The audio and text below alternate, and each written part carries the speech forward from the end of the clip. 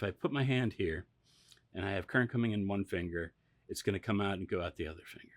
If I do this, I'm dead, because now the current's coming in my arm, across my heart, and out my other arm. 15,000 volts will, basically defibrillate you.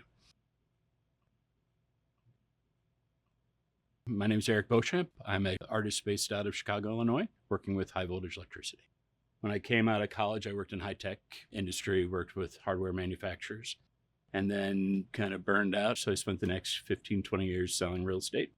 Decided that it was time to make a shift to creating furniture and custom woodworking. And I came across a process that are called Lichtenberg figures. And they are electrically created burnings in wood. And I started working with it, realized there was a significant problem. I couldn't control what it did. I realized it just became this frenetic, massive, chaotic burns everywhere. And so I spent the next 2 years breaking the entire process apart. The goal was to take this really cool craft and make it into art. The process is inherently dangerous. You're working with very high voltage. So I typically use what's called a dead man switch, and it's called that for a reason. So it's a foot pedal that you use that if you come in contact and you're being electrocuted, your foot's going to come off that pedal and it's going to turn the power off.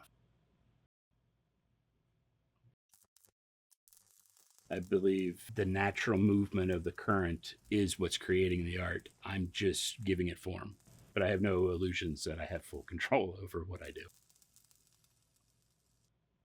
Probably the worst shocks I ever received. I had a paintbrush that's maybe 12, 15 inch. It was a large paintbrush. Dipped it in the solution and I started just wiping on.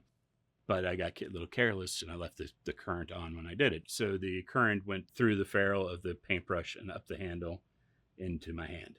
So that'll wake you up. So you take a 30-minute break, wait for the feeling in your arm to come back, and you get back to work. I understand that there's risk involved, but I also think there's inherent risks in creating. It doesn't stop me or slow me down. It doesn't make me question what I'm doing. And I'm willing to take those risks because I love what I've been able to create.